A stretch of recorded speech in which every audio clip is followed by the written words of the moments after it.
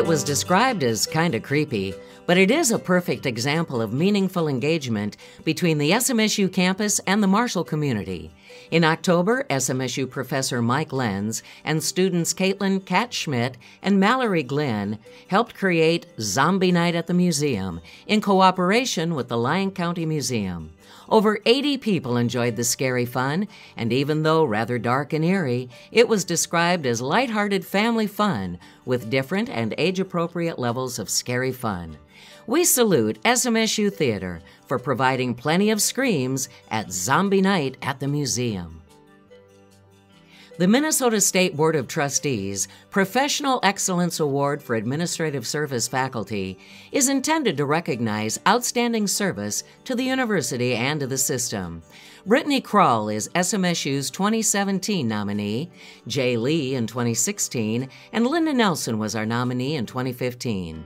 The award recognizes the key role that service faculty fulfill at the universities in advising and counseling students, in the recruitment, retention, and placement of students, in residential life programming, facilitation of student groups and student leadership, and other involvement in university and community activities. We salute Brittany Kroll, Jay Lee, and Linda Nelson for promoting academic success, distinctiveness, and meaningful engagement.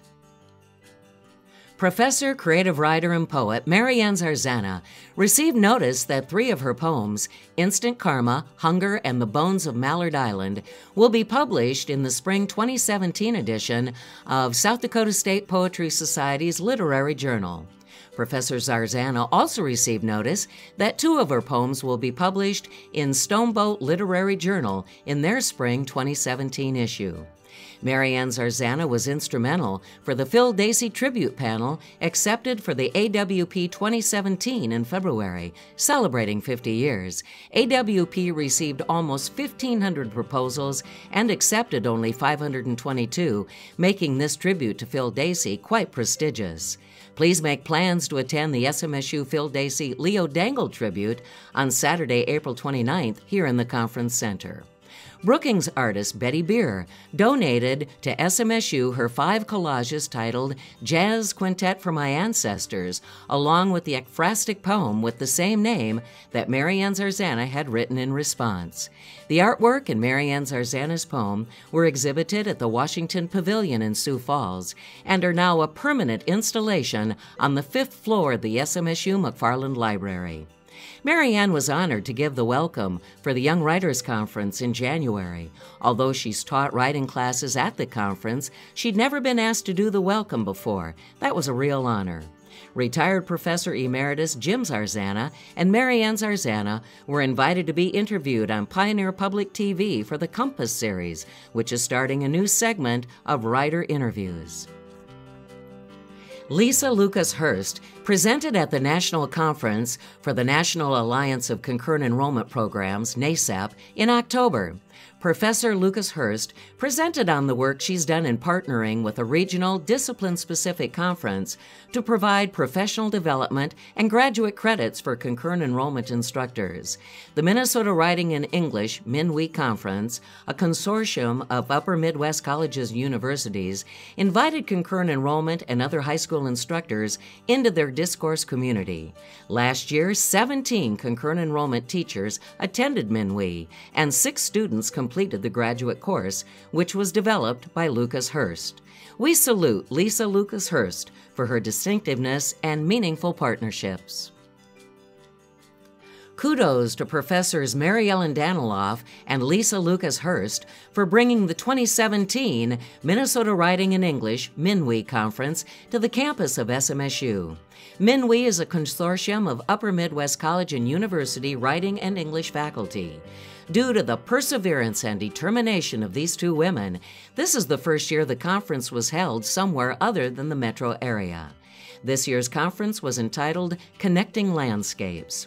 The group's mission is to help transform writing in English into teaching and learning experiences using practical methodologies that serve students' best interests. Its vision is to bring scholarly ideas and practical pedagogy together to help create the future of our disciplines. We salute Mary Ellen Daniloff and Lisa Lucas Hurst for distinctiveness and meaningful partnerships. The richness of Indigenous literature is on full display in each issue of Yellow Medicine Review, a literary journal featuring work created by Indigenous writers.